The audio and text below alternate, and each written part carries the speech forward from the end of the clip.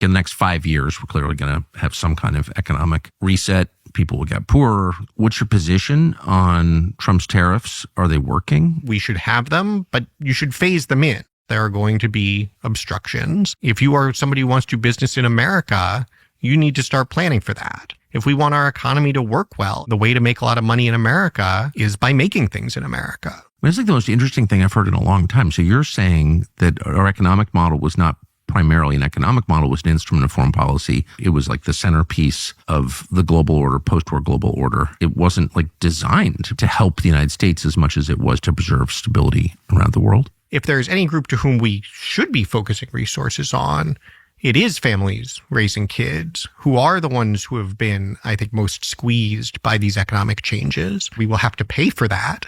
And the people who will pay for it are the people who are earning a lot of money and don't have kids. I love that you said that out loud.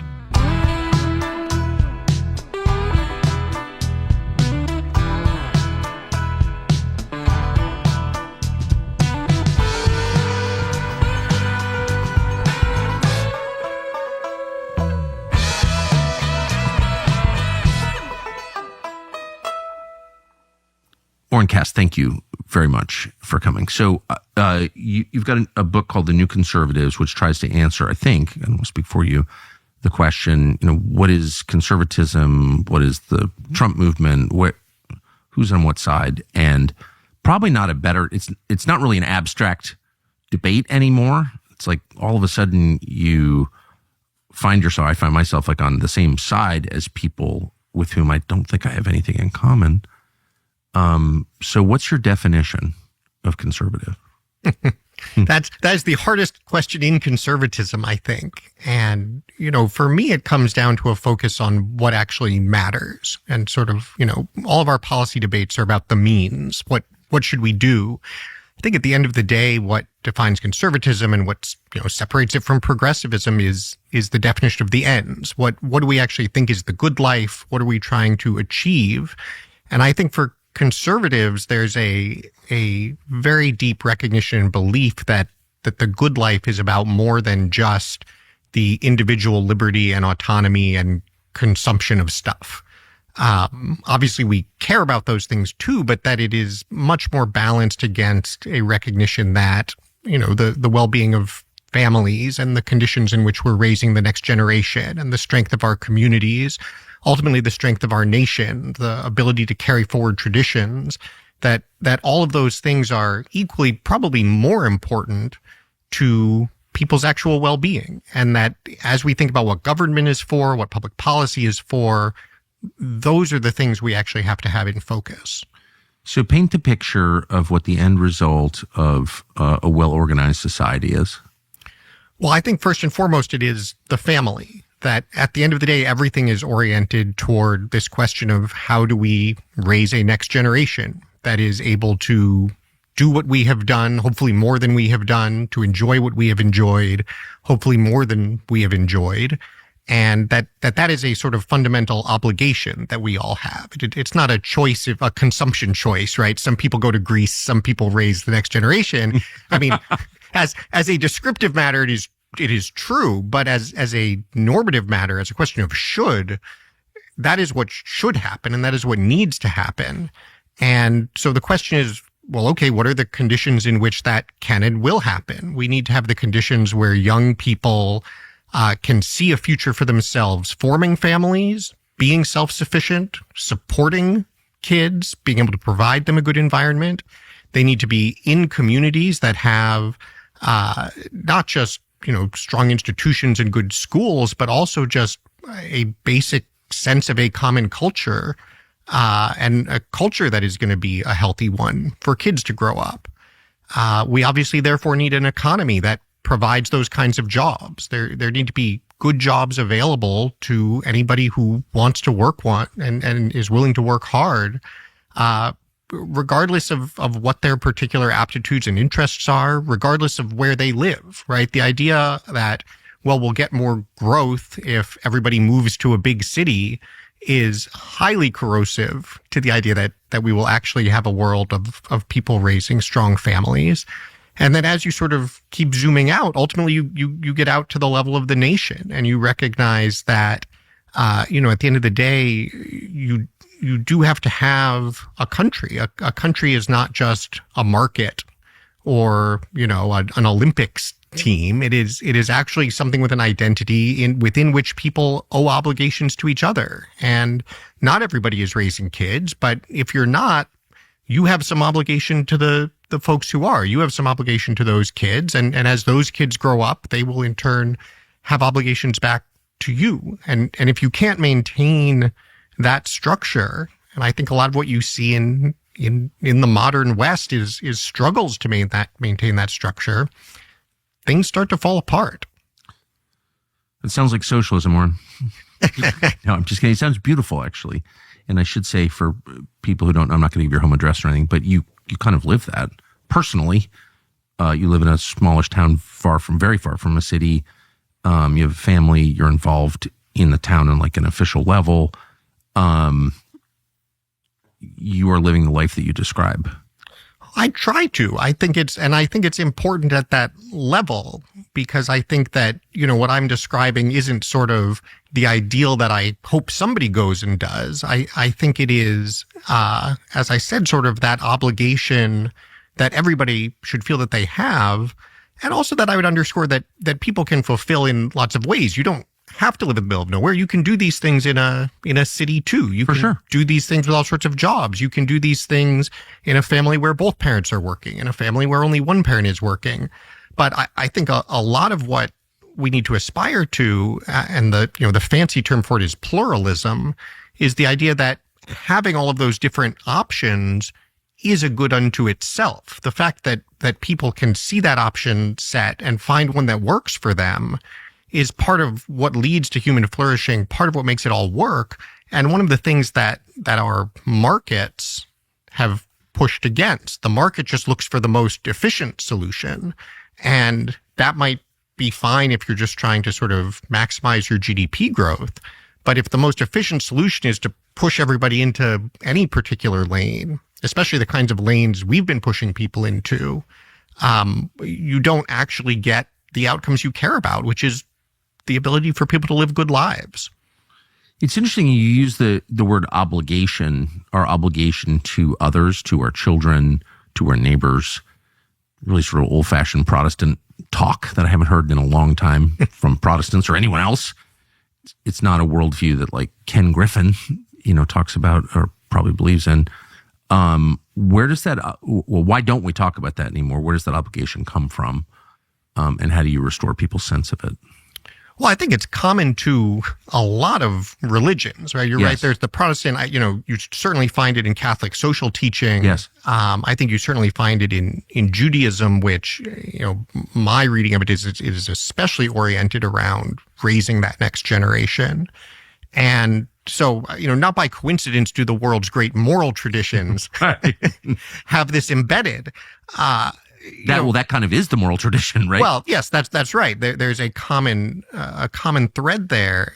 I think you don't see it as much today for two reasons. One is that it is constraining, right? The entire premise of obligations and duties, as opposed to merely rights and privileges, is that there are things that you should be doing even if they are not the thing that is the most fun at that moment in time, even if they are not the thing that you personally want to be doing at that moment in time. Sometimes just because it is the right thing to do and it is, something that is important to the well-being of those around you. A lot of times I think what you find in these moral traditions is that also in the long run, it is good for you too, that there's a recognition that humans are frail, flawed people, and simply pursuing, what the economist would say is optimizing your well-being at every moment in time leads people to choose all sorts of things that are not actually good for them at all. And that's what I find fascinating about speaking about these kinds of concepts of obligation and duty in the good life is some people get very skeptical of this, say like, oh yeah, but no one's going to choose that when they could just have all this other stuff instead. But you step back and you look at all of the available data and you say, no, they will actually be happier if they choose all this stuff. People who are married are happier. People who have kids are happier. People later in life who have done these things live fuller lives overall. They also tend to earn more money. They have whatever it is you actually want to achieve in your life. It is almost certainly the case that making these kinds of decisions will be good for you too. The problem is just that in the moment when you're 23, that it's not necessarily a thing that you're going to choose. That's right. And in a sense, and this goes back to where you started with, what is conservatism? It's a recognition that for people to lead good lives and make good decisions, they need to be operating within this structure. They rely on institutions, their own families, ideally an education system, ideally the broader culture, to shape and form them and help them make these kinds of decisions that will benefit them, they themselves in the long run. We're not just asking for fixed bayonet charges, into machine guns. We're talking about things that will be good for them, will be good for those around them, will be good for their own kids, but that we know are not things that they're just automatically going to choose by themselves. And so just, this is the other thing that you just like, just like, well, why aren't we doing this? Part of it is people just don't like being constrained. Part of it is we have adopted this sort of what I call market fundamentalism, where economists and their way of thinking have somehow persuaded a lot of people that no, just everybody choosing what they think is good for them at every moment with no constraints is actually the way to optimize welfare for themselves, for the nation, for the economy. And that's just not true. Everything you said, you've described the basis of any civilization. No civilization can continue ignoring what you said. So it's obvious. I mean, nothing's radical that you described. It's like fundamental. But it does feel like the generation that began in 1946 kind of like didn't know that or something, spent the country into bankruptcy, sort of dying in their condos in South Carolina, leaving nothing to their children or grandchildren. It does seem like things change. Those assumptions change with the baby boom. I think that's right. I think part of the answer is the sort of more skeptical or cynical one that, this generation has not been especially thoughtful and obligation oriented. Man, you ought to join the State Department. That level of diplomacy is awe-inspiring. That's many of my friends are boomers. Let me say. But I also think part of what we saw happen is that we went through, the boomers lived a life where everything did just seem to work. Yes. That, if you look, and sorry, I always come back to the economic side of these arguments because I see them sort of infecting our culture. You had these folks like Milton Friedman as a classic example of someone who was sort of making this very public case that literally his best work is called Free to Choose, right? That was the mantra. And what Americans were experiencing in American society was that this just worked. That because we weren't paying attention to and were instead taking for granted all of that institutional capital we had built up in the American culture, because we were taking for granted that we were the dominant industrial power, far and away ahead of anybody else, it felt like, oh, you don't have to worry about these things. You can just leave people free to choose. They will just make these kinds of decisions. The investors will just invest in the best things. We will get the best innovation. We will create the good jobs. This is just how things work. A magic hand. This is right. And this is something I write about a lot, right? Adam Smith, the father of capitalism, had this idea of the invisible hand, which if you go back and look at what he was actually talking about, what he was describing, it like literally in the paragraph where he writes about the invisible hand, he has all these requirements. Like if people prefer investing domestically to investing in foreign countries, if people focus on doing the things that will lead to the greatest outcome, the greatest output and most jobs, then the economy will work.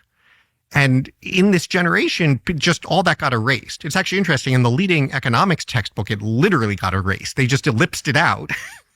and just left with the part that the invisible hand leads to this stuff. And so it sounds like a magical force. Well, yeah, I call it magic. It's like the Holy Spirit. Exactly. And this is why I call it market fundamentalism, because it sounds like a derogatory term. Obviously, I'm using it somewhat derisively, but it's a descriptive term. It is a fundamentalism, just like a religious fundamentalism that misinterprets the original texts and ideas to create this very absolutist, easy to live by framework, even though it's probably not actually true and probably isn't actually very good for people.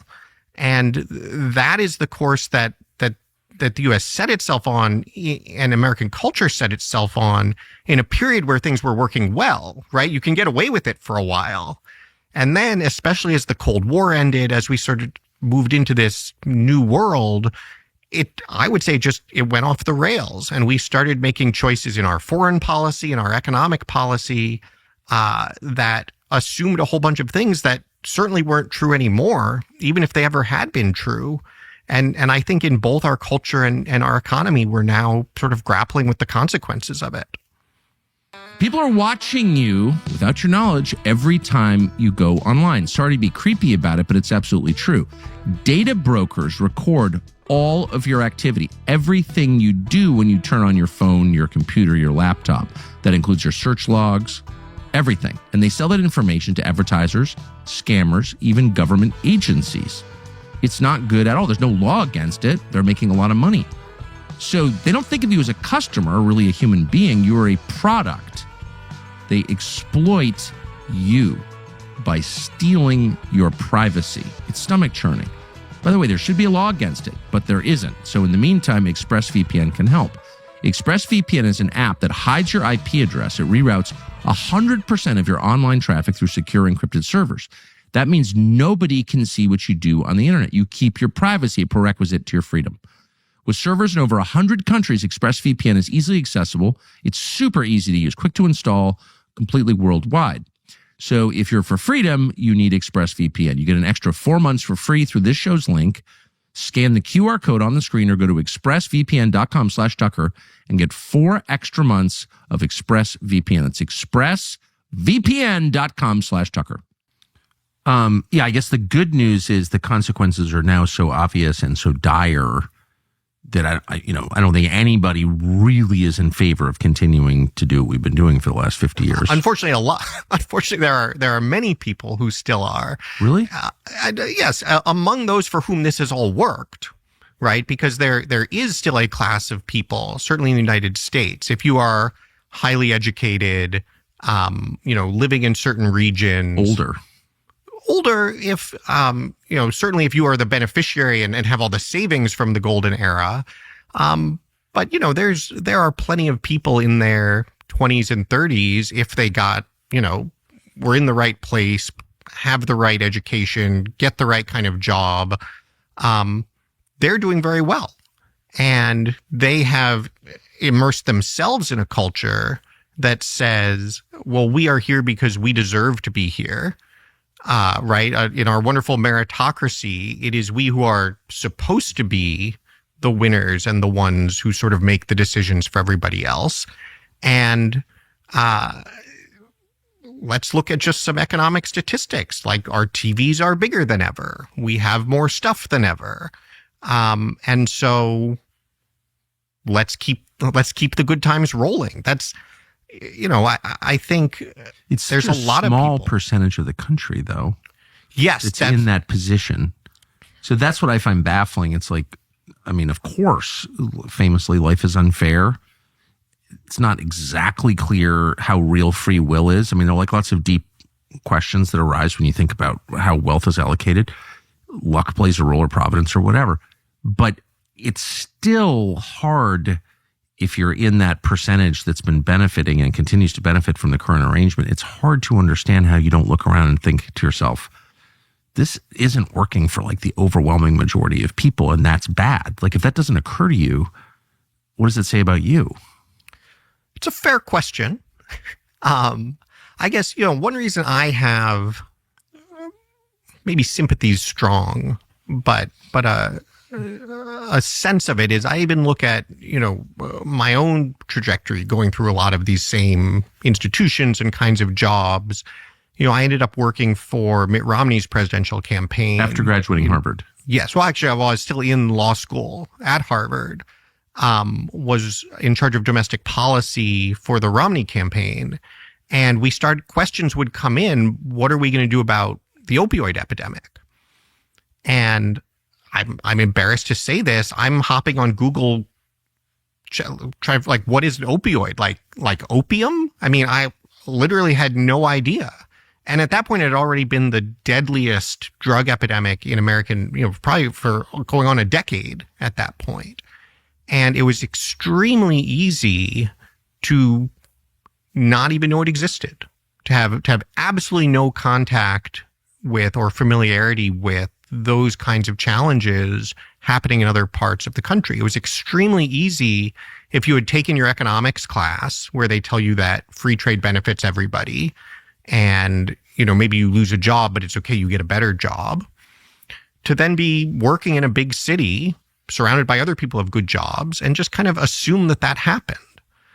And I think, one of the really important things about Donald Trump's success is that I do think that represents a point at which you can no longer say, well, you could reasonably be sitting around just not understanding. At that point, I think you face a choice. You either have to recognize, wow, there are some things I did not understand that are serious problems that we need to focus more on, or, and plenty of people did this, you conclude, wow, I just don't like my country.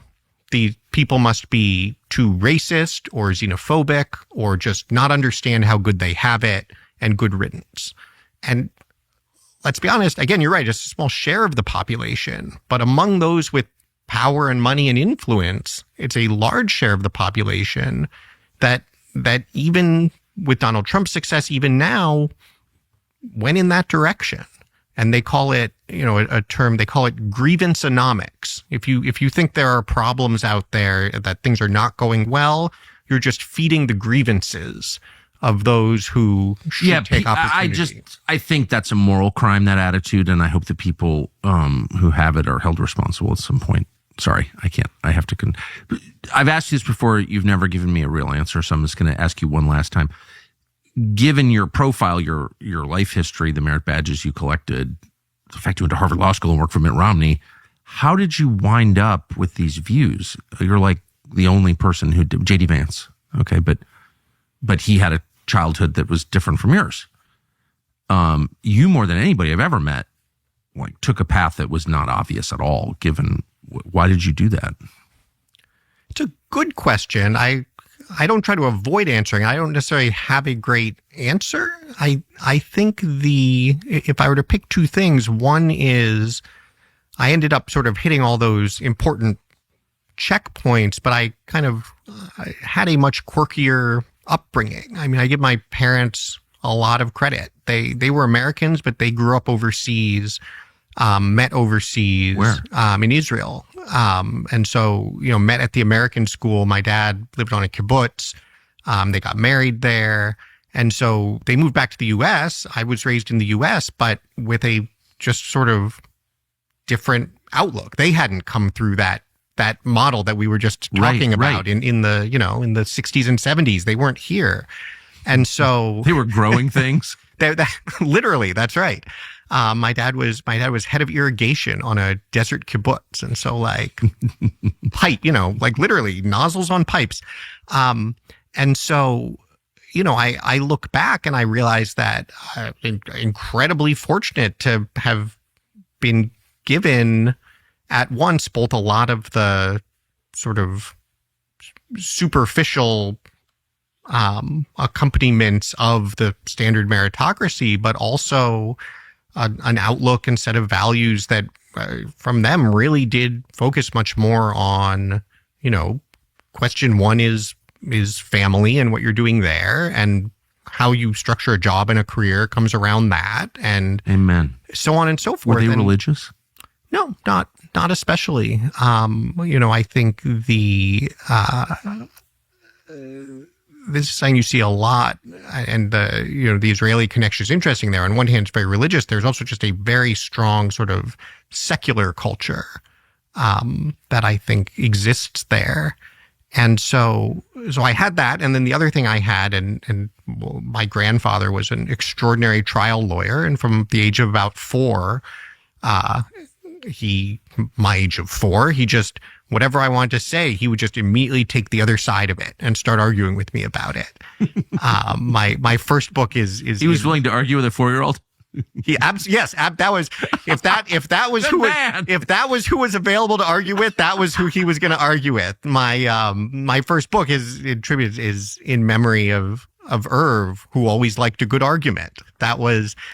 And I just grew up loving that. And the idea that everything was always up for argument and testing both sides of, I think, just left me at every stage reflexively unwilling to accept sometimes in a very unhealthy contrarian way, but also in a healthy contrarian way, insisting on arguing about it and pushing on it from all directions. And so, I think those two things then left me kind of moving up through standard Republican conservative politics, but a little bit as an outsider and looking at it saying why is that? I'm not sure that makes sense. That's not what I thought we were here to do. I thought conservatism meant the things we've been talking about here, not tax cuts.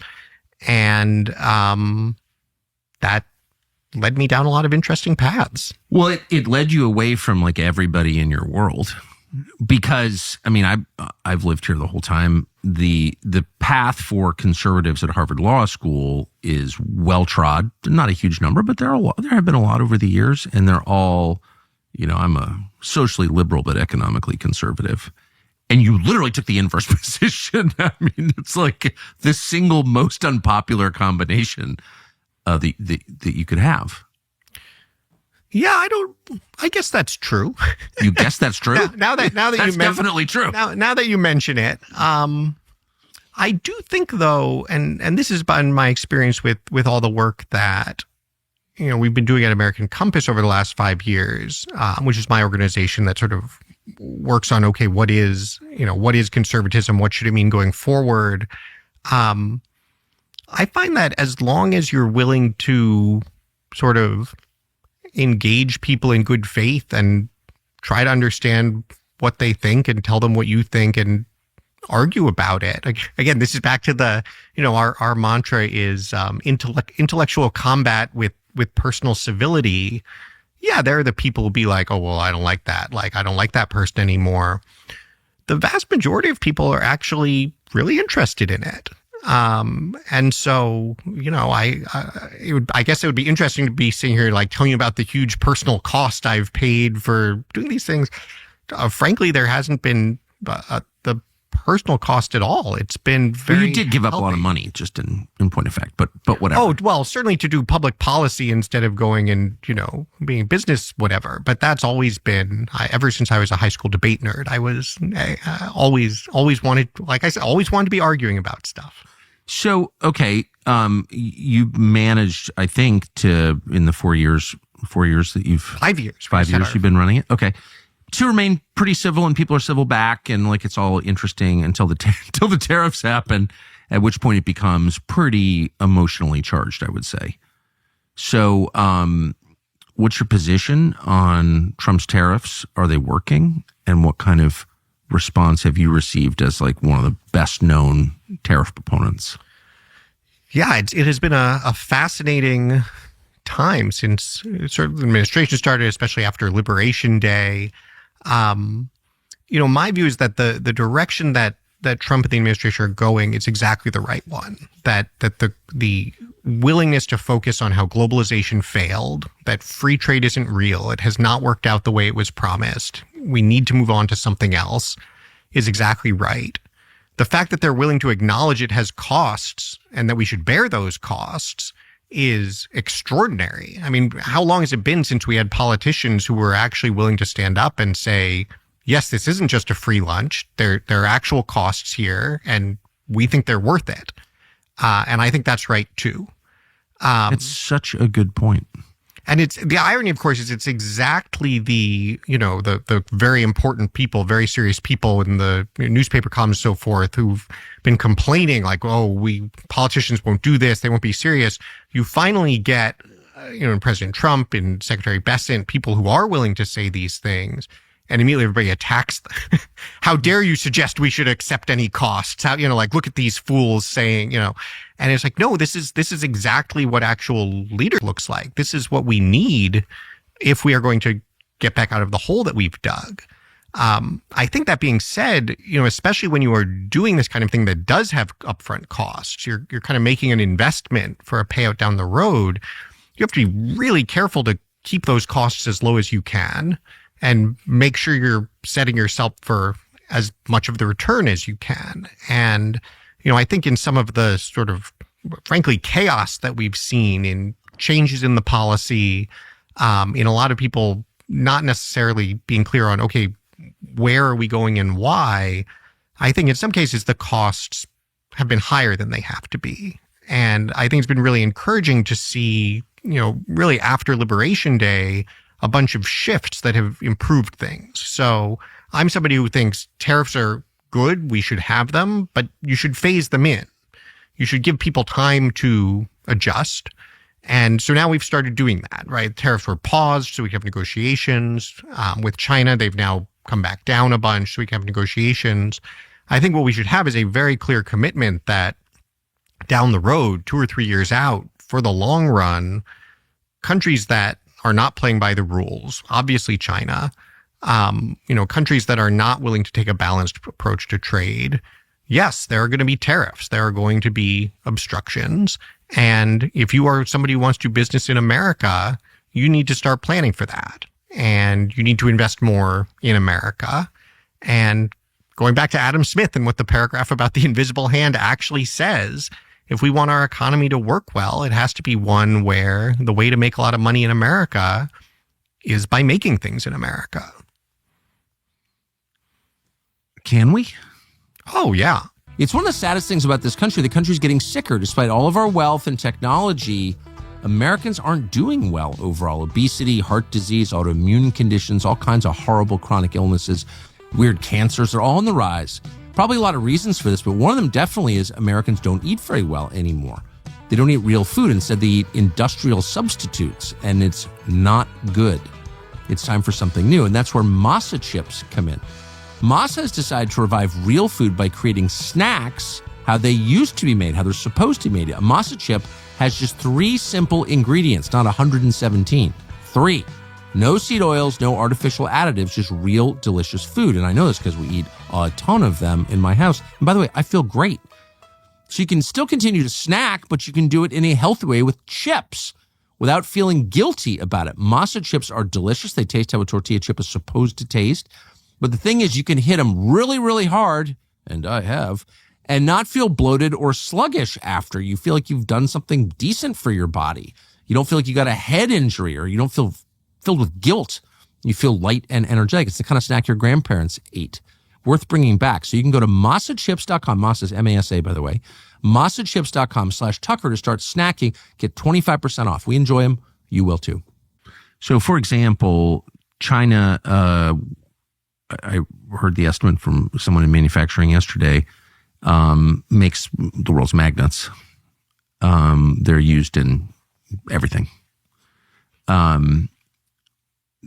We have about 2 weeks left supply in the United States. China's cut off all shipments of magnets to the United States. How long do we build a magnet plant? Like, how does that resolved? Yeah, these things take time. I think it's funny, you said earlier, like, well, the good news is people are starting to realize how big a mess we've made. The other thing I always say is the good news is that we've done it to ourselves, which is, I guess, mixed news. But it's good news in that it is policy choices that we made that have led to this situation, which means we can make other policy choices. There are some things, if you think back in the 1970s with the oil crisis, oil embargo, and so forth, there was a situation where in the foreseeable period, we just didn't have oil. Now, it turns out we actually did have massive reserves of oil. It took technological innovation to access it. But at least in the short to medium term, you can say, like, look, we just don't have the oil and our economy runs on oil. Like, that's just a sort of geographic reality. The problems that we have created with trade are not about actual geography, right? It's not like, oh, shoot, we can't grow avocados. Where will we get the avocados from? The problems are all a result of our country's decision that we didn't care what we made or whether we made anything at all.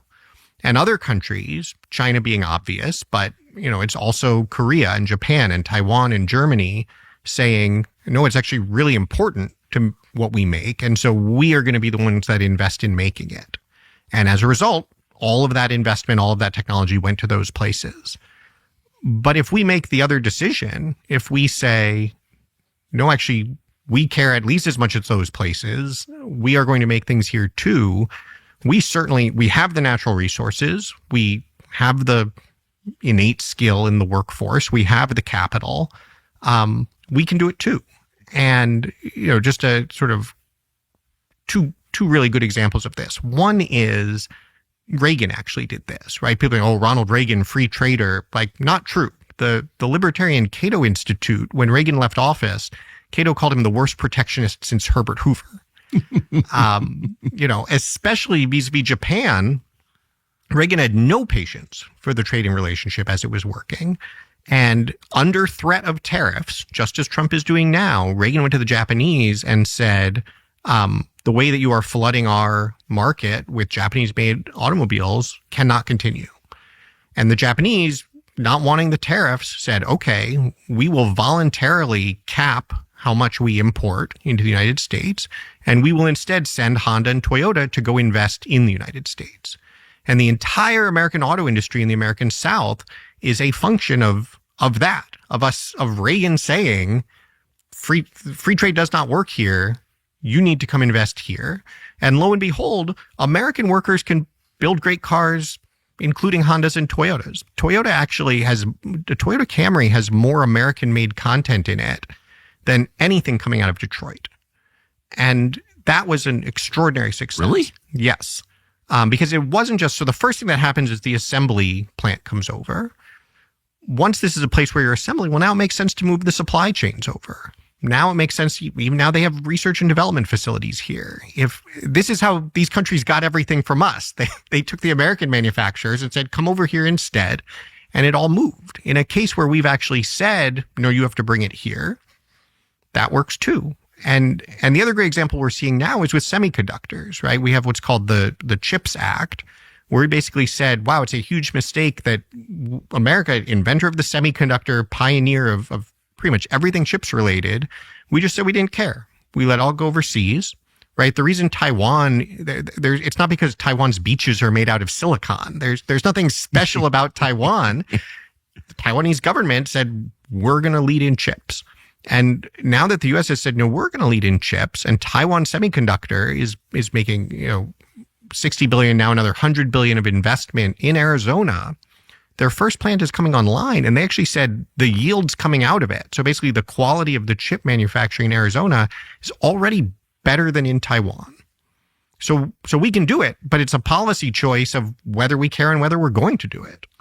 So, we can't make everything. What should we make? So if you were in charge of reshoring manufacturing to the United States, what would be the industries that would get priority? So I think there are a few that you really give priority to because they have some kind of unique strategic value, either for defense purposes or because of the way supply chains grow up around them. And so chips is a great example of this. Critical minerals, you mentioned the magnet, it's a great example of this. I think batteries, whether it's for electric vehicles, for electric grid generally, for all sorts of uses, is probably one of these things. And so there are a few particular things you want to identify and say, we have to have this. And that's where I would use what's called industrial policy, right? You literally say, we've decided this industry is important, and government, people will call this picking winners and losers. It's not picking this company wins, this company loses, but it's picking, we actually have a point of view as a country that we want this thing. Beyond that, one of the things that's so great about tariffs, it's funny, I'm having a lot of fights about people with this right now because in my view, tariffs are actually the free market approach. A tariff, it can be a very broad-based policy. You're not picking a particular industry. You're just saying, look, we are going to give an advantage to things made domestically. So whichever things make, relatively speaking, the most sense to make domestically will come back. The things that, relatively speaking, make the least sense to make domestically will stay elsewhere. We don't have to tell people what to invest in. We can just tell people, all things equal, we're giving a 10% advantage to making things here. Now go. And I think that creates a much healthier economic system. It's much closer to Adam Smith's invisible hand and means we have to have less regulation, right? We don't have to go around figuring out, what's every other country doing? What do we have to correct this way or that way? We don't then have to say, and let's not forget all the losers. We have to now have a whole other set of programs to help everybody who isn't succeeding because we don't have this stuff. We just say we actually want to have a free market in the United States, but it has to be one that makes things. And so we hereby give an advantage to whoever wants to make something here. And then, as the Chinese would say, let the flowers bloom. Why is that so hard to do? That seems pretty straightforward. I would imagine it would have overwhelming popular support. Like, what's the process by which that gets done, and why hasn't it been? Well, the reason it hasn't been is because our point of view was that nothing that I just said was true, right? Our point of view, in terms of the underlying assumptions, our point of view is that making things doesn't matter. There's a very famous quote attributed to Michael Boskin, who was the George H.W. Bush's chief economic advisor. He literally said, potato chips, computer chips, what's the difference? If that is your economic theory, then yeah, who cares? If the idea is, well, anything that China can make more cheaply, we want China to make it, then why on earth would you put a thumb on the scale to make something here? And so that model persisted for a very long time. And it persisted partly on the very foolish assumption that we just don't care if we can make anything.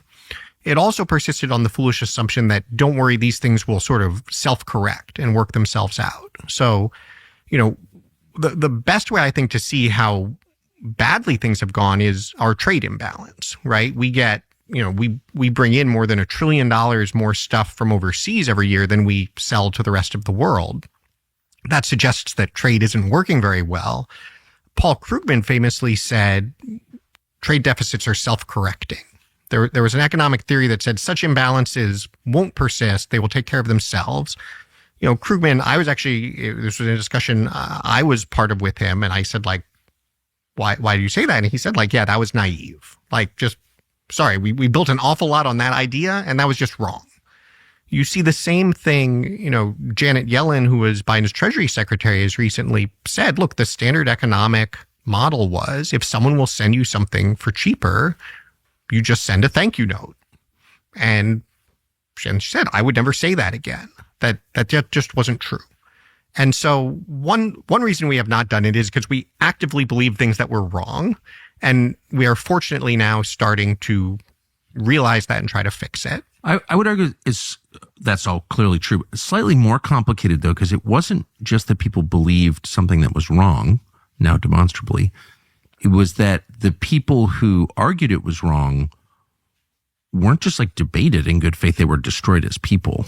So the two biggest advocates of the position you're describing now were Ross Perot and Pat Buchanan. And both of them were kind of driven from public life on the basis of claims that they were not just wrong on economics, but dangerous bad people. What was that? So it's a great point. And I'm using Krugman again as an example. He actually has a fascinating essay where he says, look, some people won't understand this stuff that we now know is not true. And you're not going to convince them. So the best tool you have is ridicule. That if you wrote that? Yeah. Just right still up there on the web. That it's not going to work to persuade them, but with sufficient ridicule, you can either essentially force them to stop saying it or make sure that nobody else listens to them. And it worked in both cases. there's another, I guess this is Krugman, this is the Krugman segment of the show. There's a very famous anecdote. Danny Roderick, who's an economist at Harvard and one of the very few people who has always been skeptical of globalization, tells the story of sending out his manuscript for a book about this to Krugman to ask his feedback. And Krugman writes back, the substance of this is all fine, but you shouldn't do it. You will give ammunition to the barbarians. Hey, it's Tucker Carlson. You may have noticed that the companies whose products you buy tend to kind of hate you. They're controlled by massive multinational corporations, and they have all kinds of weird agendas that you're supporting when you buy their products. We didn't realize that nicotine pouches, which we've used for years, were in this category. We just want a nicotine pouch. And then they lecture you and take the money you give them to support things that you hate. So we decided we're going to make our own, and we did. And it is, we can say, not bragging here, just stating fact, the single best nicotine pouch in the world. It's called ALP, and it comes in all kinds of excellent flavors. Wintergreen, tropical fruit, chilled mint, refreshing chill, sweet nectar, and a bunch of others that we're rolling out. By the way, there are 20 per tin, not 15 like some of our competitors who will not be named. Zin. And they're in 3, 6, and 9 milligrams. It is the single best nicotine pouch ever made. You will not regret it.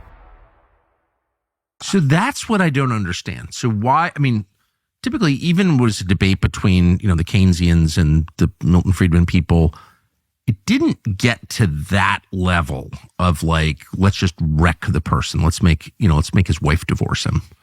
But it did. No, but it did on, it kind of wrecked Ross Perot's life, wrecked Pat Buchanan's life. Why were the stakes so high on this one question?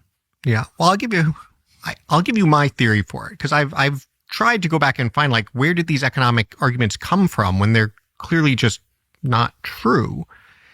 And as best I can tell, what happened, particularly after World War II, and this was in this, era where people kind of were rightfully saying, never again, obviously about the Holocaust, more broadly about World War II, we can never go back to that kind of conflict. And you have the United Nations, you have, of course, all of these sorts of, right, that is everybody's focus.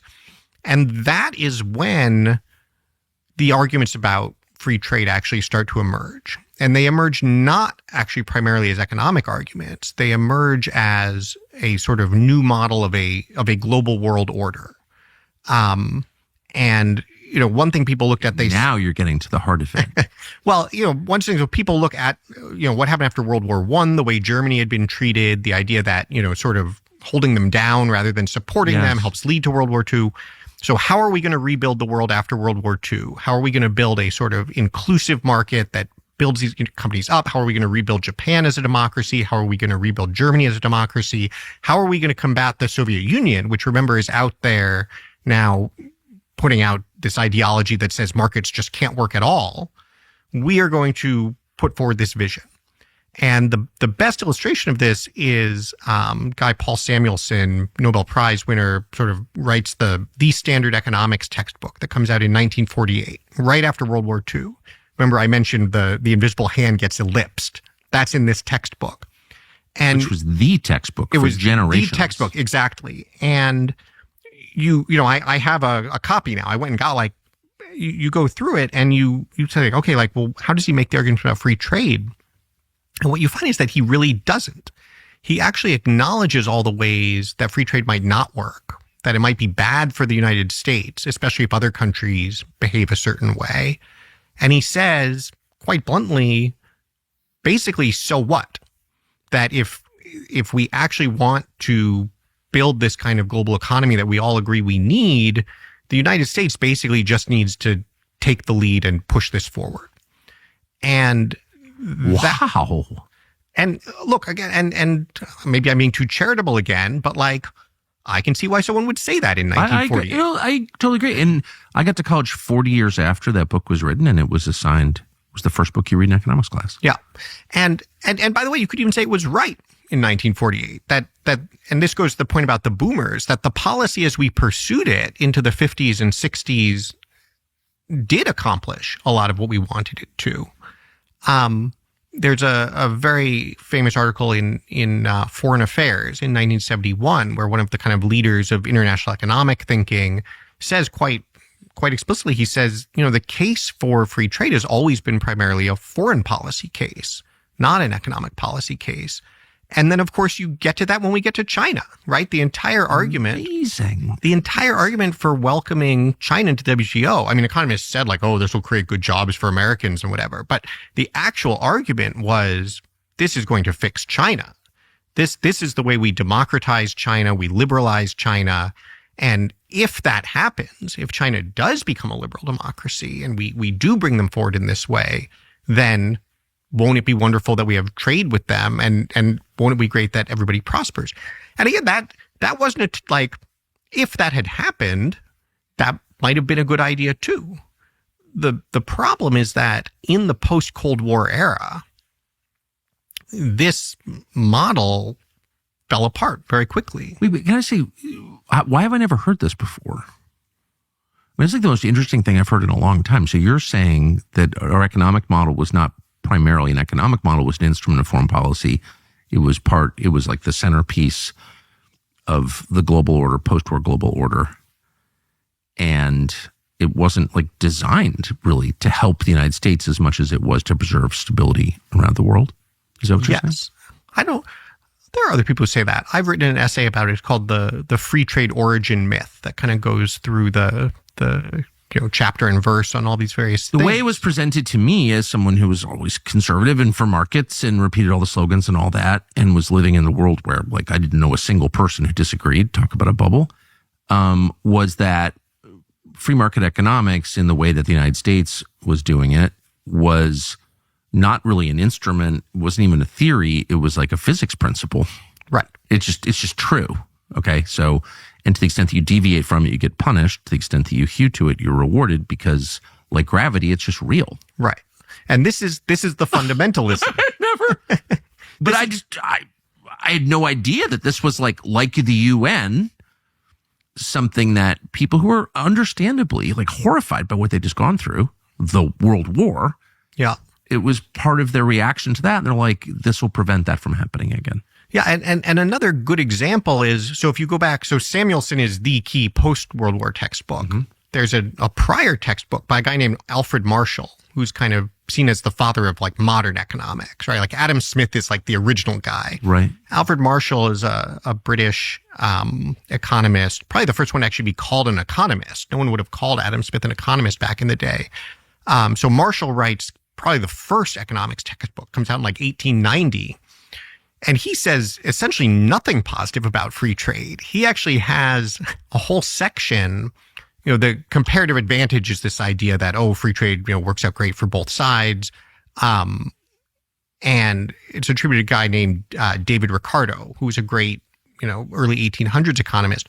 Marshall has a whole section called The Narrowness of the Ricardians, where he specifically says, look, like Ricardo has this nice theory, has some good math associated with it, but it only works in very limited circumstances. It makes a lot of sense that Britain as a global empire is promoting it, but there are lots of people it doesn't work for. The Americans don't believe it. The Germans don't believe it. And he even has this hilarious footnote where he says a lot of these ideas basically seem to be used as a way for like people to put one over on the working class. And so like, again, all of this, and then if you even go back to Ricardo, like, and Adam Smith, these guys, as I was saying, Adam Smith knew the invisible hand didn't work automatically. Ricardo, when he's talking about free trade, he gives the example of how it could work. The famous example is England specializes in cloth, right. Portugal specializes in wine, and here's all the great ways it works for them to trade. Right there on the same page, he says, by the way, this only works if capital is immobile. Meaning, if the British cloth makers can't pick up and go make the cloth in Portugal, it's right there. And then even more, he notes, and he hopes that never changes. That the idea that basically people were going to be stuck investing and doing business in their own countries was one of the core premises of any of this working. So it's all there, and it's only post-World War II that you get, partly for the foreign policy reason, and then building on that, people looking around like Milton Friedman and like Friedrich Hayek and just saying like, wow, like this is all just working, right? Friedrich Hayek used this term, the self-regulating market. And he actually it's funny that Hayek is one of these libertarians who's now associated with the right of center. And people say like, oh, like conservative economics. Hayek has a very famous essay called Why I Am Not a Conservative, in which he specifically mocks conservatives for not being comfortable enough with the idea that markets are just self-regulating and will automatically deliver good answers. And so there's sort of this weird way where the ideas morph into, well, it's working, well, it must work automatically, all the way to this fundamentalism where, like you said, it's just like a law of physics. And if you don't understand that, you must be an idiot. And more importantly, you must be a heretic. And heretics are the one thing we cannot have. Boy, I mean, well, that just, we watched that happen. And I participated in the slander, by the way. I did. I have my my original college economics paper. I've got like, here's my 2 pages on why free trade is good. And I have this great sentence that's like, while some workers will lose their jobs, they will find better ones. Like A. Correct answer. That's what you were supposed to say. So what's the reaction to the administration's tariffs in Washington? My sense is not positive, but you're closer to this. Well, it's interesting. Washington is changing. I mean, right? The Trump administration, I think one of the very cool things about and most encouraging things about the second Trump administration compared to the first one is that there is now an entire team of people who understand this stuff, are aligned on it, are carrying it out, right? In Trump's first term, Bob Lighthizer, who was, I think you had him on recently. Oh, yeah. U.S. Trade Representative, wonderful guy. He's been an incredible mentor to me. He wrote a wonderful book called No Trade is Free that talks about his whole history working on this, but especially then, in the Trump administration, how even just within the senior Trump team, these ideas that we're talking about were incredibly controversial. There were a lot of people who were still like, nope, free trade, how little, let's just make sure Trump doesn't disrupt things too much. And now you have a team from Scott Bessent, the Treasury Secretary, Stephen Miran, the head of the Council of Economic Advisors, Jameson Greer, the U.S. Trade Representative, obviously J.D. Vance, Howard Lutnick at Commerce. All of these people are on the same page that this needs to change, and they're going to push forward this new approach. And so, and they have teams that understand that and are working on that. And so you actually have a whole administration and then an ecosystem of organizations around them working on this stuff that are supportive. In Congress now, they've been trying to bring these resolutions of disapproval, and Democrats vote to disapprove just because they disapprove of Trump, even though, isn't that funny that all of a sudden Democrats are now the, free traders? Literally Democrats are now fighting with labor unions over this because the labor unions to a degree are like, oh yeah, hey, this is actually the kind of stuff that we wanted, that we were talking about back in the 90s when we were shamed for it. And now the Democrats are shaming them for it.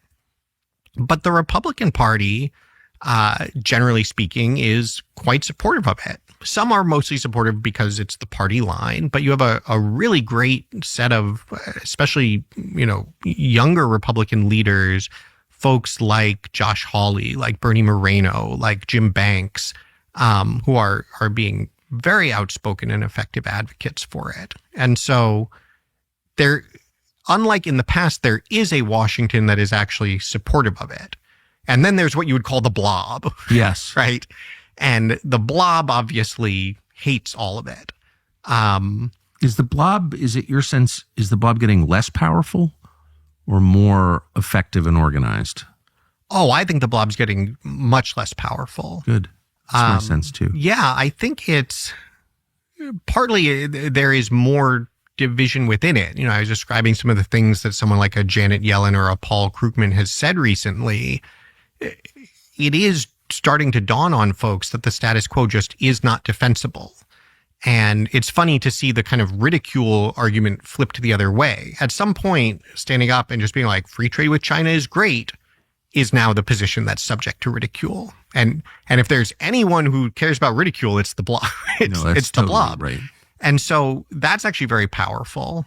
And then I also think there's just a way in which, one thing that Trump is demonstrating, that folks like Vance and Rubio have demonstrated, is that the blob just doesn't have power over you, that the blob has been so discredited by everything it has gotten wrong that when the blob tries to apply its ridicule to a JD Vance, right, to the, like, forget about them talking to each other, to the extent that it's just performative for the rest of America, America's not going like, oh, well, this former State Department official, says JD Vance is wrong. I guess JD Vance is wrong. They're going like, is this the former State Department official who got us into Iraq? Yeah, why are you in jail? The one who screwed up the Afghanistan withdrawal, or the one that like embraced China, right? Like, and so look, there are some ways in which it's a huge problem for the country and I think it just does not have the same political power that it used to. So just to go back to your amazing point. Sorry, you've got a dog there. Oh, welcome. Hey, Al. He's a Tariff supporter, I think. Tariff supporter. Sorry, you were nice to the dog on the way in, and you're marked for life. Your amazing point that these were post-war institutions self-consciously designed to keep order. How has that worked? Like, leaving aside, and there's really no debate in this room anyway about the effects on the United States. Look at it. It didn't work for us. Did it work for the world? And do we risk conflict by abandoning it? It's a really good question. I mean, there's one way in which it obviously did work for the world is that it obviously worked for hundreds of millions of Chinese subsistence farmers, yes, who have now benefited from China's growth. Yes. And China is the top example, but lots of countries have benefited from this system, and to the extent that the U.S. was happy to kind of be the consumer for other countries as they developed. In some ways, we obviously benefited from getting to consume a lot of stuff too. So I think it's important certainly to acknowledge that. And I think it's even important to say, good U.S. policy, right? America first policy isn't America only policy. I think we should want to have policy that lifts other people up when we can. Sure. But I think it's important to be honest about the trade-offs and say, look, if we do X, this could have this great effect. It's also going to have this cost, and who's bearing the cost? So there have been those benefits. I think during the Cold War era, there was obviously enormous benefit in defeating the Soviet Union. I mean, in that sort of an existential conflict, holding together the American alliance, making sure that it was seeing broadly shared prosperity within it, proving that markets could work better than communism. Those were all extremely important things. And by the way, it did work. We did win the Cold War. I mean, that's always the one piece of credit I will give the market fundamentalists as I'm decrying them. The reason this became the standard economic thinking on the right of center is because Reagan brought it in. Reagan said, my coalition is this kind of, free market economic thinking, even as he himself was not a fundamentalist on it. The more traditional social conservatism and the Cold War hawks. And what actually did all those folks have in common? They hated communism. And gosh darn it, they succeeded. And so, it's very important to give that its due. I think where things go so off the rails is once you don't have that existential threat anymore. And you see it in the foreign policy context too, right? Where all those hawks are now like, well, let's go find other wars to start in ways that are neither conservative nor good for the nation. No. And the economic folks say great, how can we continue to carry this further? Well, now we need the WTO. Now we need free trade with China, and on and on. And so I think it's the classic pendulum swing from something that, a world of no trade isn't a good world either. Some good ideas were introduced. They did accomplish some things, and then it just sort of kept on swinging all the way to the other side. And, that's where I think we got stuck, and where it's now very helpful to see we've kind of dislodged it and we're swinging it back. Specifically on China, and they were open about it in the early 70s when Nixon famously went to China, that this will be good for the world because it will de-radicalize China, which is the height of the Cultural Revolution when he said that. So pulling back from that and starting a trade war with China, does that increase the chances of a conflict, a military conflict with China? I don't think so. I think other things have increased the chances of conflict, right? The fact that since the year 2000, China, rather than liberalizing, has become more authoritarian with more expansionist ambitions, with a massive military buildup, that makes it more likely that we're going to have a conflict.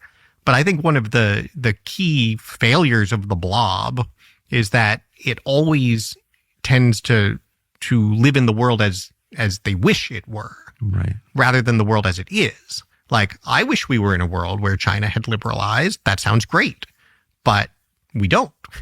I wish we lived in a world where, the U.S. was still the superpower that could essentially dictate terms. I mean, when we did a bad job, that was bad, but all things considered, it would be great for the United States. You want your country to be on top. Sure. Absolutely.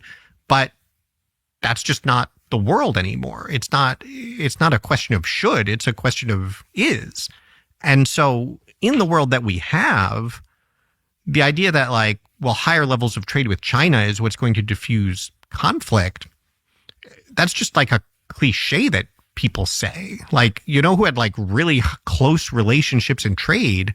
France and Germany and the UK before World War I and World War II. This idea that countries that trade don't go to war with each other isn't actually a thing. And so, conversely, when we entirely decoupled from the Soviet Union, we had a war that stayed cold. And so, I think the United States needs to make its decisions about the economic relationship with China pretty much independently, not believe that one choice versus the other is the way that we're going to manage the foreign relations. All things considered, I think our best chance of maintaining stable, peaceful foreign relations is to make clear that we are, first of all, is to reindustrialize and make sure that we are capable of deterring China. But then also to make very clear that we are not going to buy into this gobbledygook, that we are going to be realists and we are going to look at the world as it is. And one element of that is not to pretend that you can have free trade with an authoritarian communist regime. So how does the tariff story end? Or I don't know, end, but in the next 5 years, we're clearly going to have some kind of economic reset. People will get poorer. That's kind of guaranteed, I think, or I expect it anyway. Then we evolve past that and become more prosperous and more cohesive? How does the story end? I think we do. I think the best way to understand what's going on is to think about this kind of world order that we've been talking about a bunch and recognize that what we are going through is a transition out of U.S. as sole superpower to, I guess you would call it a multipolar world where, China is a kind of peer competitor and adversary. Secretary of State Rubio has actually been talking about this a lot. And all of the assumptions we've been talking about the foreign policy case for free trade. In a world where the U.S. was the power, you could make a case that it was worth accepting these various costs for sort of maintaining that status. In the world where it is no longer, we're seeing in real time how it breaks down, how you can't just be the benevolent open market when China is now bigger than you. Yes. And more technologically advanced in some ways, and it can't go on that way. And so, I think the tariffs are the sort of tip of the spear of saying that system is over. What do we want to have replace it? And I think what the United States should want, and what I see the administration pointing toward and pushing toward, is basically, look, we still want to have strong allies. We still want to have free trade among our allies, right? When I was talking about that idea, if you have a tariff on the outside, you can have a freer market on the inside. Ideally, that's not just the U.S. alone. Ideally, that goes for a set of countries that actually are market democracies and do want to play by the rules. And so what the U.S. is doing with the tariffs is saying, look, the open season, everyone does whatever they want and unconditionally gets benefits of American defense, American market. Exactly. That's over. New system. We would like to have strong alliances and relationships and low tariffs, but there are now conditions. Condition one is balanced trade. And again, that's this idea that free trade is great if you're actually trading stuff for stuff and you're doing it in a way that fits with the economic model where it's supposed to work. And so, countries that have been basically taking the most valuable industries for themselves and just selling to us, that's over. Piece number two, on the defense side, everybody needs to pull their own weight and actually lead in their own areas. You want to deter Russia? Germany, go figure out what you need to do to deter Russia. You want to deter China? Japan, go figure out what you need to do. Don't be looking over your shoulder, sort of, have I done enough homework to go outside and play? Like, actually get it done. And it's actually interesting. You see the Trump administration, Stephen Miran, who's the chair of the Council of Economic Advisors, gave a very good speech talking about what are we actually looking for in these negotiations.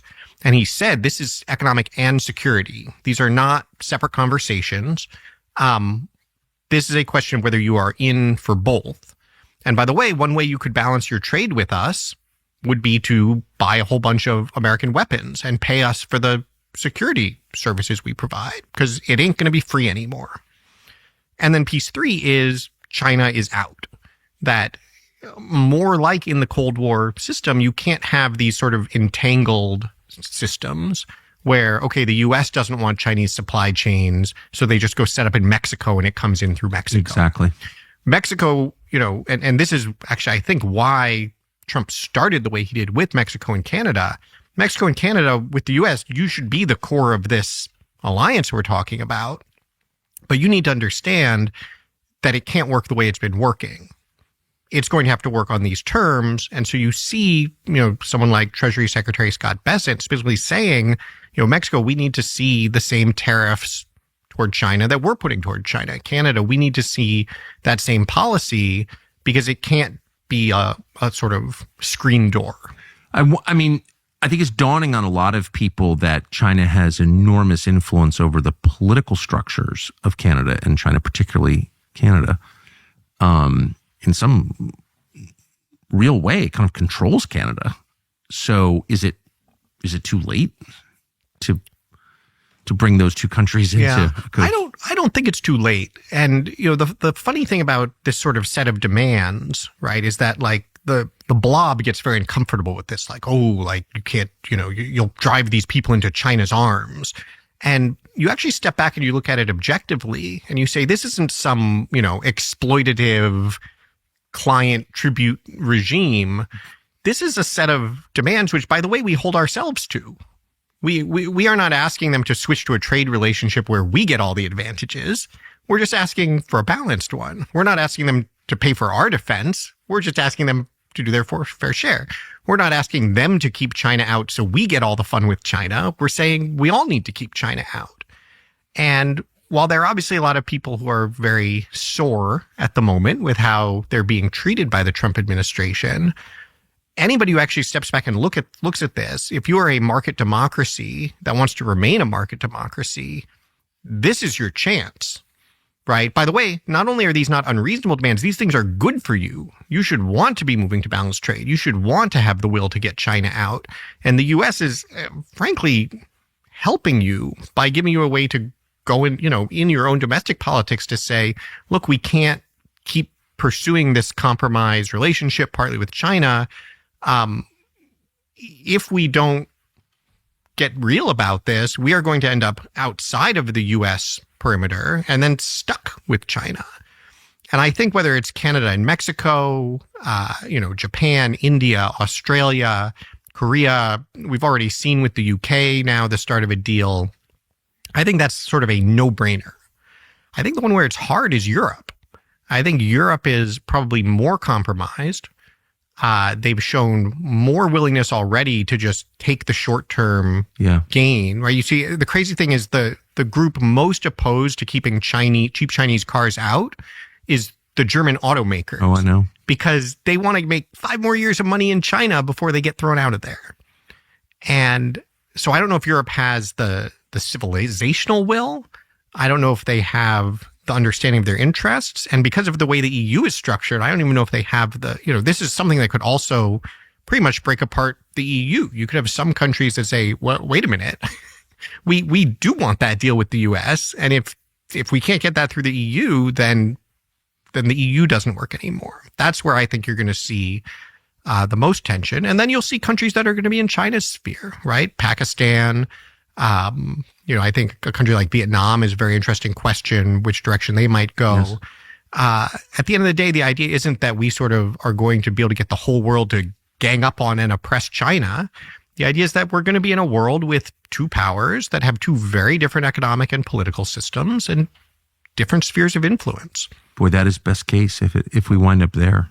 And that goes back to your, the question about like, well, but isn't this going to start a war or whatever? It's like, no, this is the best case. This is the formula for actually having, I think, a much more sustainable equilibrium.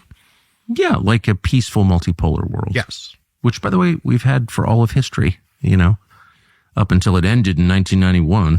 Oh. Well, and this is that's such an important point that people keep raising this as like what is this strange, unprecedented thing that the crazy Donald Trump is doing? And it's like no. Like, first of all, like this literally was U.S. policy for the Cold War, right? Of course. And like, not to mention, this was the way foreign affairs always worked for however many hundred years before the Cold War. It is only people who think the world started in 1991 that don't understand what is happening. The problem, though, is like a deeper problem, and I hope it's I pray it's resolvable, but it's like, how do you pull back from hegemony? How do you scale back an empire without becoming Great Britain? Yes. Well, and that goes to your question about sort of the costs, because there obviously are costs here. Some of them are the sort of direct just consumer costs. If you were relying on cheap stuff from China, you don't want to do that anymore. At least in the short run, there's going to be higher cost. I think in the medium to, not even just like the well someday, but within the 5 to 10 year window, you actually see the benefits overwhelm that. You see that if you actually return to an economic model that does encourage domestic investment, that does focus on, prosperity in places that aren't just a few big cities, that is oriented toward creating good jobs for everybody, you actually get more growth that way. I mean, the dirty secret of this post-Cold War period is we're supposed to do like globalization and efficiency and growth. Growth just keeps getting slower. No, I know. Investment keeps going down. In manufacturing, productivity has actually turned negative, which should not be possible in a capitalist economy. We are literally getting worse at making things. You need more labor in an American factory today than a decade ago for the same amount of output. And so this just isn't working. And going back to the kind of economic model that did drive our prosperity for so long, I think will be much better. The point about what happens after empire, that's bigger than the economic question. If this were just about the numbers and the production, I think you can see a very clear way out. The social and political and cultural question of what does the United States become? Can it return to the idea of a republic as, in fact, far superior to and more desirable than an empire? On paper, that sounds great. It shouldn't be a problem at all. In practice, for anyone who studied history knows no one has ever really stuck that landing, and that is the challenge we have. Why do you think? I think probably for a lot of the reasons we're seeing now in our politics, which is that for the political class, for the people who run things, going from empire back to republic is not desirable. That the entire push toward empire, then the push toward sort of globalism, is a better end state if you are the emperor, if you are that set of people. And, for me, ultimately, this is kind of the best way of understanding populism, because I think everyone agrees something like populism is happening, right?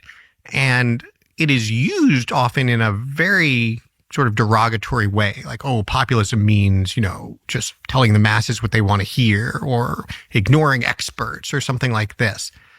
Certainly there are plenty of bad forms of populism, but I think at its core, particularly in a democracy, what populism means is that you have a situation where the elected representatives and the other elites, people with power in the society, are no longer fulfilling their own obligation, which is to use that power on behalf of everybody, that they in fact have a privilege to be in those positions. Yes. And with that comes the obligation to rule not just in their own interest, but in the interest of the entire nation. And when they lose sight of that, when they think, well, now that we have attained these positions, it is for us to do what is best for us, the response to that is a populism that's entirely healthy. It's to say, well, if the people who are in charge are not going to act on behalf of everybody, we are no longer interested in having those people in charge. And frankly, we will take anybody at all if they at least will start with that commitment that we are here to act on behalf of the broader interest. And so I think what's so encouraging about the U.S. situation. That is what you just said is like, that's the heart of it right there. I think it is. And it really dawned on me speaking to the faculty of a university recently who were like extremely, like they don't understand what's going on at all. And, not talking about elected officials, just talking about the university as a university saying, look, like you guys are a sort of quasi-public institution. You sort of have operate in the public trust. And at some point in the last 20 years, you just decided you don't actually have to run this place in the interest of the nation anymore. You're going to run it in the interest of yourself and your friends. And your policies are going to be the ones that you like best, not the ones that are best for everybody. And so either you self-correct somehow, and when I don't see that happening, or this gets done to you. And that is a natural and necessary step.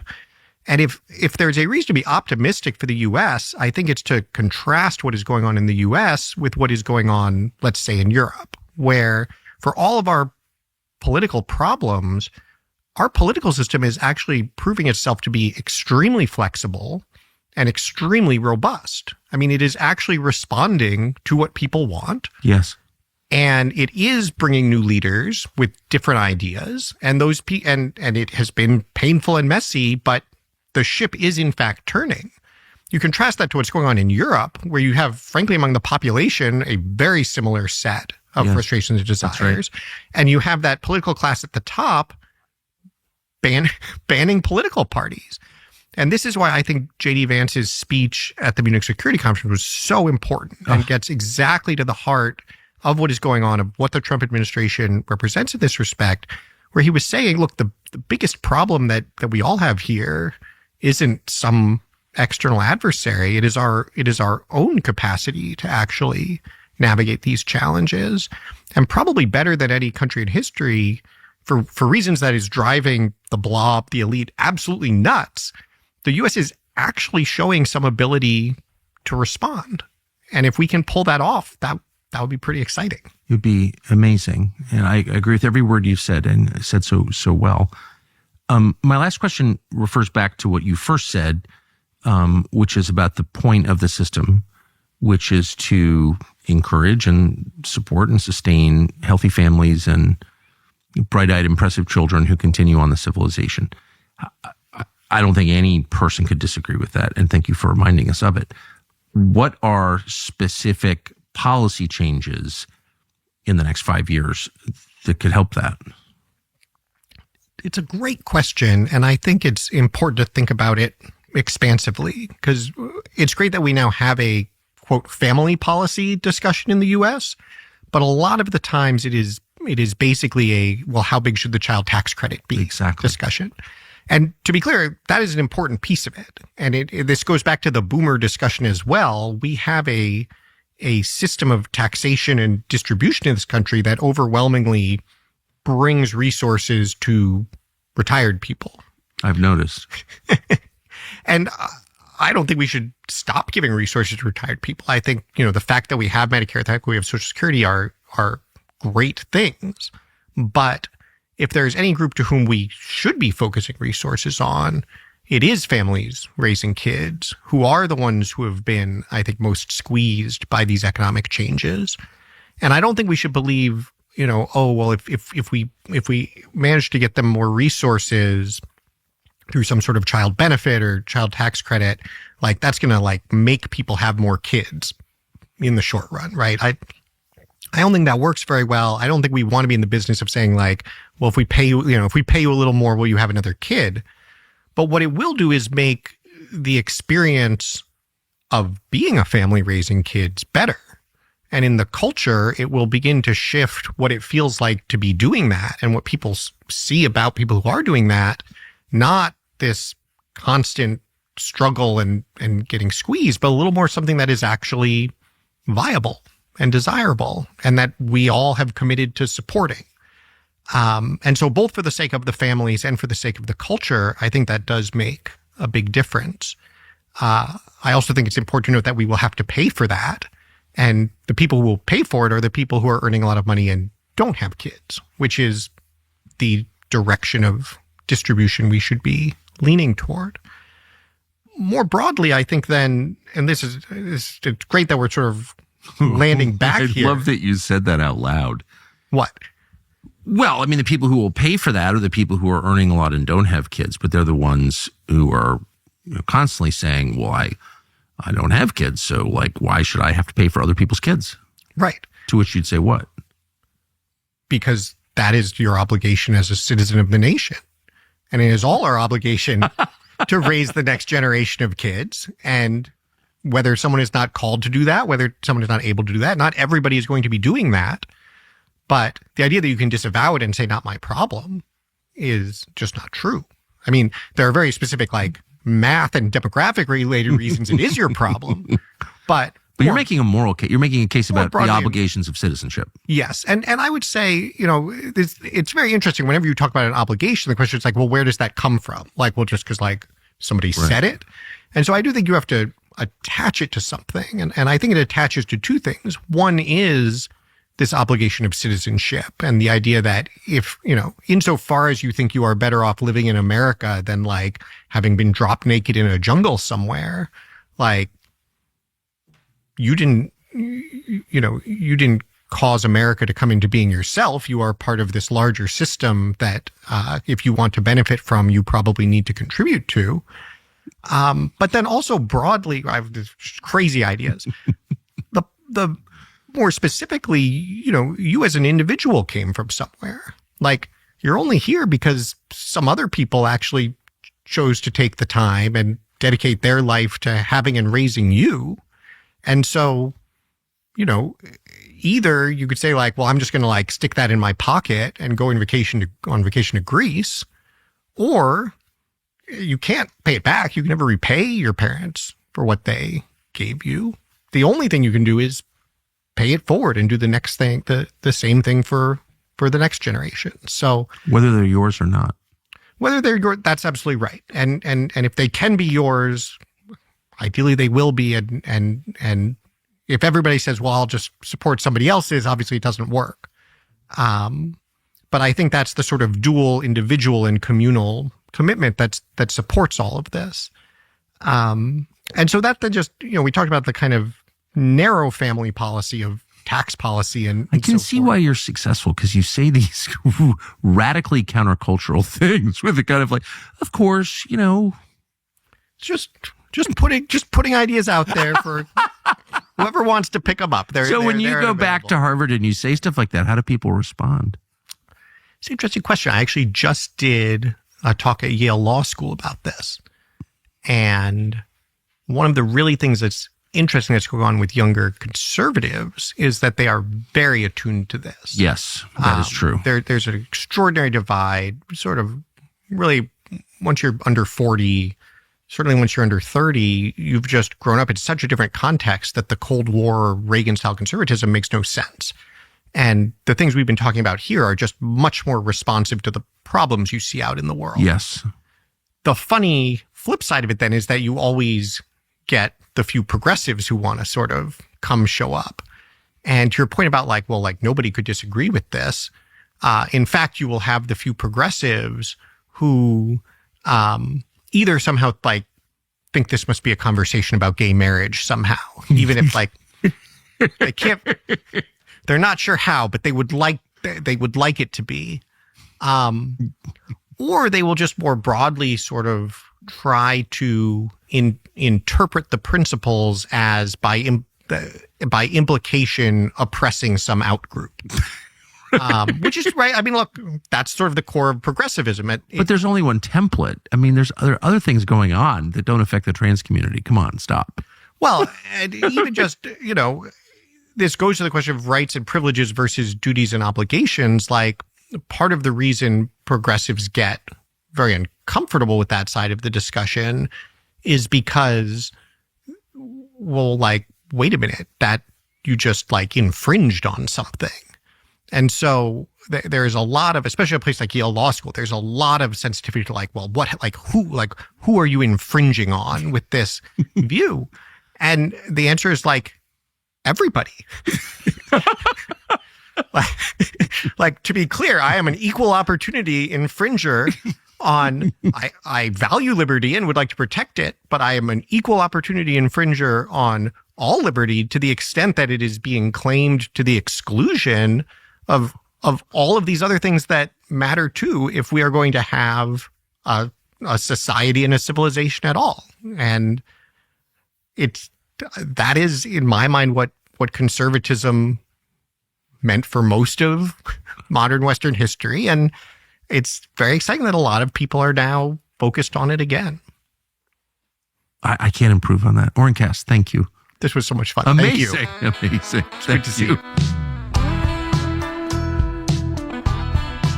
So it turns out that YouTube is suppressing this show. On one level, that's not surprising. That's what they do. But on another level, it's shocking. With everything that's going on in the world right now, all the change taking place in our economy and our politics, with the wars we're on the cusp of fighting right now, Google has decided you should have less information rather than more. And that is totally wrong. It's immoral. What can you do about it? Well, we could whine about it. That's a waste of time. We're not in charge of Google. Or we could find a way around it, a way that you could actually get information that is true, not intentionally deceptive. The way to do that on YouTube, we think, is to subscribe to our channel. Subscribe. Hit the little bell icon to be notified when we upload and share this video. That way you'll have a much higher chance of hearing actual news and information. So we hope that you'll do that.